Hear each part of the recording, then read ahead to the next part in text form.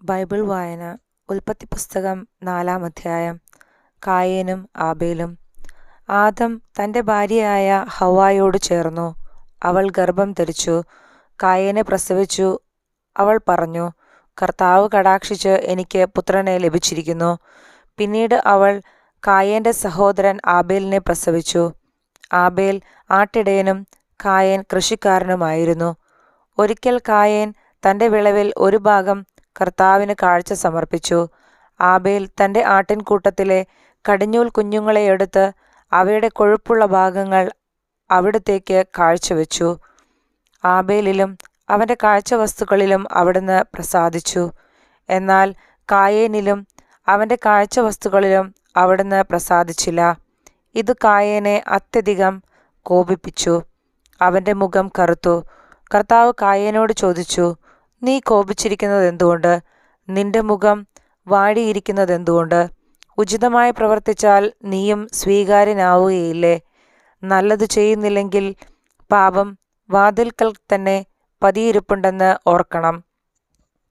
അതു നിന്നിൽ താൽപ്പര്യം വെച്ചിരിക്കുന്നു, നീ അതിനെ കീഴടക്കണം.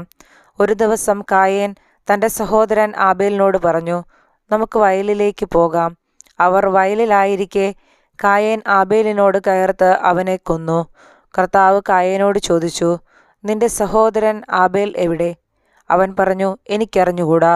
സഹോദരൻ്റെ കാവൽക്കാരനാണോ ഞാൻ? എന്നാൽ കർത്താവ് പറഞ്ഞു, നീ എന്താണ് ചെയ്തത്?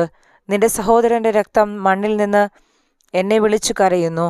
നിന്റെ കയ്യിൽ നിന്ന് നിന്റെ സഹോദരൻ്റെ രക്തം കുടിക്കാൻ വായ്പിളർന്ന ഭൂമിയിൽ നീ ശപിക്കപ്പെട്ടവനായിരിക്കും. കൃഷി ചെയ്യുമ്പോൾ മണ്ണ് നിനക്ക് ഫലം തരുകയില്ല. നീ ഭൂമിയിൽ അലഞ്ഞു തിരിയുന്നവനായിരിക്കും. കായൻ കർത്താവിനോട് പറഞ്ഞു, എനിക്ക് വഹിക്കാവുന്നതിലും വലുതാണ് ഈ ശിക്ഷ.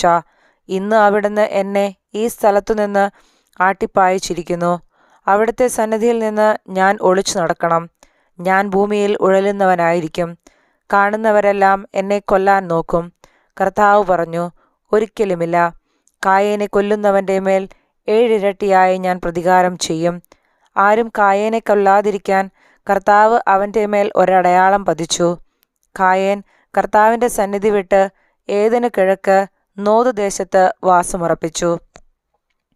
കായേൻ്റെ സന്താന പരമ്പര. കായേൻ തൻ്റെ ഭാര്യയുമായി ചേർന്നു. അവൾ ഗർഭം ധരിച്ച് ഹെനോക്കിനെ പ്രസവിച്ചു. കായേൻ ഒരു നഗരം പണിതു. തൻ്റെ പുത്രനായ ഹെനോക്കിൻ്റെ പേര് അതിനു നൽകി. ഹെനോക്കിന് ഈരാദും ഈരാദിന് മെഹുയായേലും ജനിച്ചു. മെഹുയായേലിന് മെഥൂശായേലും മെഥൂശായേലിന് ലാമേക്കും ജനിച്ചു. ലാമേക്കിന് 2 ഭാര്യമാരുണ്ടായിരുന്നു, ആദായും സില്ലായും. ആദായുടെ മകനായിരുന്നു യാബാൽ. കൂടാര നിവാസികളുടെയും അജപാലകരുടെയും പിതാവായിരുന്നു അവൻ. അവൻ്റെ സഹോദരൻ്റെ പേര് യൂബാൽ. കിന്നരവും വേണുവും വായിക്കുന്നവരുടെ പിതാവായിരുന്നു അവൻ. സില്ലായ്ക്കും ഒരു പുത്രനുണ്ടായി. തൂബൽ കയീൻ ചെമ്പുപണിക്കാരുടെയും ഇരുമ്പ് പണിക്കാരുടെയും പിതാവായിരുന്നു അവൻ. തൂബൽ കയീന് നാമ എന്നൊരു സഹോദരിയുണ്ടായിരുന്നു. ലാമേക്ക് തൻ്റെ ഭാര്യമാരോട് പറഞ്ഞു, ആദായെ സില്ലായെ, ഞാൻ പറയുന്നത് കേൾക്കുവിൻ. ലാമേക്കിൻ്റെ ഭാര്യമാരെ, എനിക്ക് ചെവി തരുവിൻ.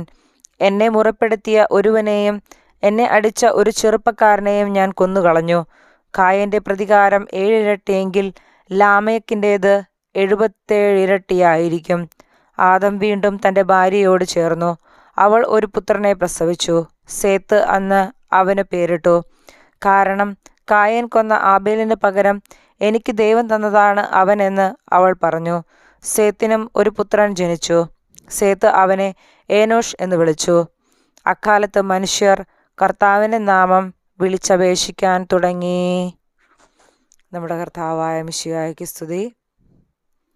പിതാവിൻ്റെയും പുത്രൻ്റെയും പരിശുദ്ധാത്മാവിൻ്റെയും നാമത്തിൽ ആമേൻ.